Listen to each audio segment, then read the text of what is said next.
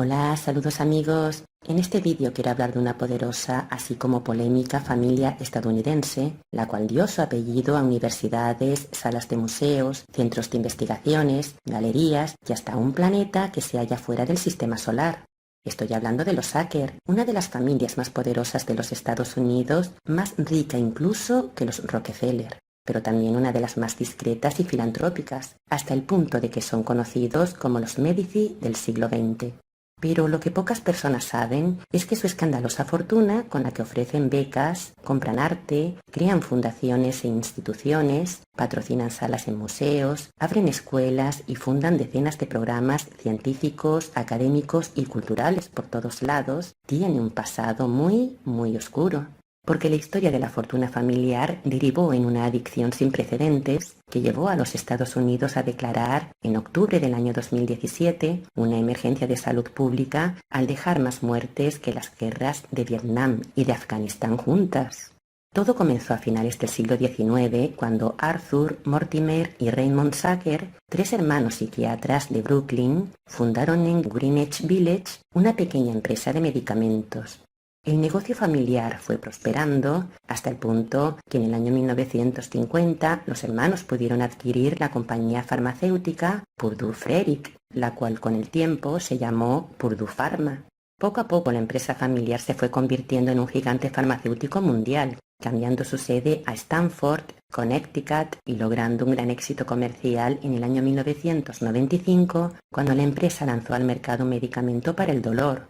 Un medicamento que era 3 veces más fuerte que la poderosa morfina, porque el analgésico llamado Oxycontin se sintetiza a partir de la tebaína, una sustancia que se halla presente en el opio, lo que significa que es familia de la heroína. Por este motivo, además de su capacidad para neutralizar el dolor, pronto se hizo evidente también su potencial adictivo, el cual era peligrosamente alto. Sin embargo, el Oxycontin se comenzó a comercializar por todos los Estados Unidos, generándose un aumento de las prescripciones de opiáceos. Porque antes de su aparición en el mercado, era muy raro que los médicos prescribieran esta sustancia, pero fue el mismo gobierno de los Estados Unidos quien aprobó su uso como analgésico para combatir el dolor en enfermos de cáncer. Y esto pese a su enorme potencial adictivo, lo que lo convirtió en el precursor de una epidemia de sobredosis que se cobró la vida de 500.000 de personas entre los años 1997 a 2017. Porque desde su aprobación por la Agencia Estadounidense del Medicamento, varias farmacéuticas se enfrascaron en una empresa de marketing y sobornos para convencer a los médicos de prescribir estos opiáceos. Y tan fuerte fue la campaña de marketing que realizó Purdue Pharma que el Oxycontin pronto se convirtió en un éxito de ventas, representando en el año 2001 alrededor del 80% de los ingresos de la empresa. Esta campaña publicitaria contribuyó a que la prescripción de este tipo de medicamentos fuera menos rigurosa, lo que aumentó el número de adicciones entre la población hasta el punto que entre agosto de 2013 y diciembre de 2015 Purdue Pharma pagó $46 millones a más de 68.000 médicos de todo el país, a través de comidas, viajes y honorarios que tenían el propósito de incitarlos a recetar estos opiáceos. Solo en el año 2012, los médicos escribieron casi 300 millones de recetas, una cantidad que equivalía casi a un frasco por cada habitante del país. Purdue Pharma también organizó congresos de medicina y miles de médicos, enfermeros y farmacéuticos fueron adiestrados en las ventajas de esta maravillosa panacea que acabaría de una vez por todas con el dolor, porque sufrir no tenía sentido cuando una simple píldora bastaba para borrar el dolor y cualquier molestia durante 12 horas. Además, se trataba de un producto que para nada era adictivo. Fue con esta orden, con la orden de que el riesgo de adicción era inferior al 1% y de que los opiáceos eran la solución universal, como fueron reclutados cientos de vendedores, y rápidamente las consultas de los médicos se llenaron de personas que siempre iban a por más. Entonces, los médicos comenzaron a darse cuenta de que a estas personas les resultaba muy difícil desengancharse del medicamento. Pero claro, como en Estados Unidos la salud es un negocio y los enfermos son meros clientes, muchos médicos siguieron recetándolo, por lo que los casos de adicción se volvieron cada vez más evidentes, terminando muchos en sobredosis fatales. Purdue Pharma no solo culpó de la adicción a las propias personas que tomaban el medicamento, sino que, herida por la sospecha, publicitó el opiáceo como un fármaco que reduce el estrés, por lo que las personas se sienten más optimistas, incluso menos solas. Es decir, el dolor no era suficiente y había que recetar también el producto milagroso para sanar las emociones. La política comercial de la empresa se volvió más agresiva, subiendo la presión a las cadenas farmacéuticas que vendían sus productos para que se recetara aún más el medicamento. Un estudio demostró que cuando los representantes de ventas de Purdue Pharma visitaban muchas veces a un médico, éste acababa recetando el doble de opiáceos a las personas que asistían a su consulta. Como consecuencia, una lluvia de demandas cayó sobre Purdue Pharma, demandas en donde se aseguraba que los cambios en la prescripción de los medicamentos se había llevado a cabo a partir de las campañas publicitarias de la empresa. Unas agresivas campañas que habían incidido en el aumento del consumo de este tipo de productos en todo el país. La farmacéutica se declaró culpable de haber engañado al público sobre el riesgo de la adicción de este medicamento y en el año 2007 fue obligada a pagar una multa de más de 600 millones de dólares. Pero el negocio siguió adelante y esto con más fuerza que nunca, disparándose tanto la distribución como el gasto publicitario, y esto con el propósito de colocar sus productos en todo el país. Fue así como los Sacker consiguieron multiplicar su fortuna, siendo en el año 2016 incluidos entre las familias más ricas de los Estados Unidos. Según la revista Forbes, su riqueza se hallaba por entonces en torno a los 13.000 millones de dólares.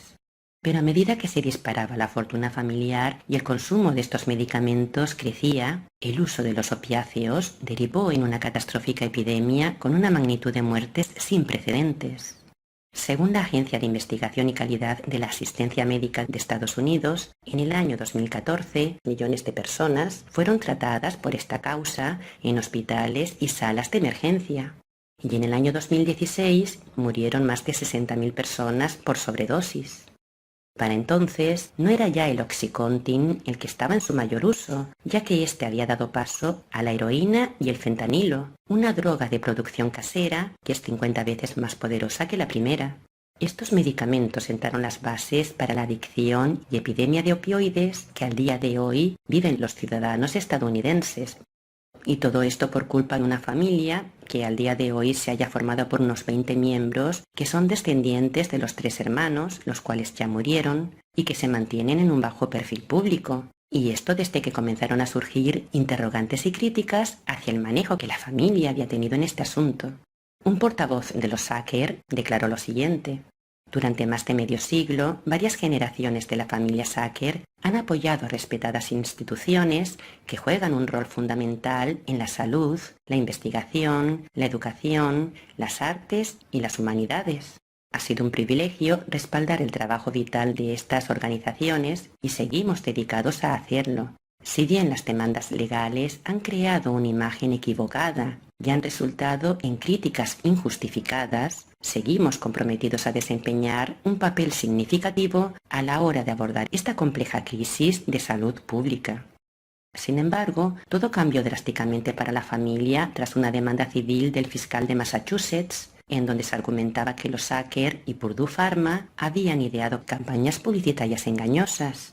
Entonces, algunos miembros de esta poderosa familia comenzaron a alzar bienes y a traspasar miles de millones de dólares de la empresa matriz a fideicomisos particulares y a otras empresas radicadas en paraísos fiscales.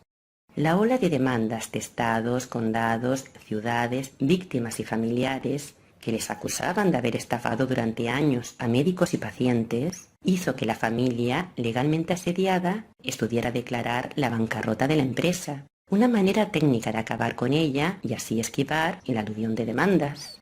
Fue en el año 2019 cuando Purdue Pharma se declaró en bancarrota, siendo disuelta tras un polémico acuerdo por el que se acordó pagar 4.500 millones de dólares a las víctimas a cambio de cierto grado de impunidad para los propietarios de la empresa. Fueron muchos los que denunciaron que los Sacker habían recibido una protección especial, una protección que por lo general tan solo se otorga a las empresas que salen de una quiebra, pero resulta que Purdue Pharma ni siquiera había recurrido a una quiebra. Antes del escándalo de los opiáceos, los proyectos filantrópicos de la familia Sacker Habían llegado hasta la Universidad de Tel Aviv, en Israel, la Universidad de Leiden, en Holanda, el Museo Británico o la Facultad de Medicina Clínica de la Universidad de Cambridge, en el Reino Unido. También el nombre de la familia se podía ver en numerosos museos y galerías de arte. El Guggenheim tiene un centro de educación artística que lleva su nombre, y los Sacker también patrocinaron el Centro de Arte Feminista del Museo de Brooklyn. Pero actualmente sus nombres se hallan retirados de las placas y de las paredes que antes les honraban como patronos y filántropos. En el año 2019, el mismo año en el que la empresa se declaró en bancarrota, el Museo del Louvre de París fue la primera gran pinacoteca en retirar el nombre familiar de la Galería Sacker de Antigüedades Orientales. La familia también perdió su nombre en 7 salas del Museo Metropolitano de Nueva York, incluido el monumental espacio que acoge el Templo de Dendur, un templo que fue construido cerca del Nilo, en Egipto, sobre el año 15 antes de nuestra era, y llevado al Museo Metropolitano de Nueva York en el año 1974, piedra a piedra. La familia ha perdido todo el prestigio y todo el poder que tenía antes, porque es una realidad que algunas regiones de Estados Unidos, sobre todo rurales y del interior, han sido diezmadas. De hecho, en pueblos de Virginia Occidental incluso se habla de la generación perdida. Tal es así que la epidemia de los opiáceos generada por esta particular familia ya se ha convertido en la primera causa de muerte evitable en Estados Unidos, por encima de las caídas y de los accidentes de tráfico. Pero afortunadamente este siniestro plan de eugenesia, un silencioso plan que forma parte de la agenda reptil, ya ha sido cancelado, y precisamente ha sido la justicia la que ha jugado su baza, puesto que estas personas han sido declaradas culpables de enfermar y matar a la población estadounidense. Lo que significa que ellos pueden seguir siendo la familia más poderosa de los Estados Unidos y seguir teniendo muchísimo dinero, un dinero basado en el sufrimiento, en el dolor y en la adicción, pero han sido vencidos, ni más ni menos que por la justicia, y es necesario que esta información se sepa, que se conozca esta trama oscura para que no volvamos a caer en sus trampas. Hasta pronto, amigos. Hasta mi próximo vídeo.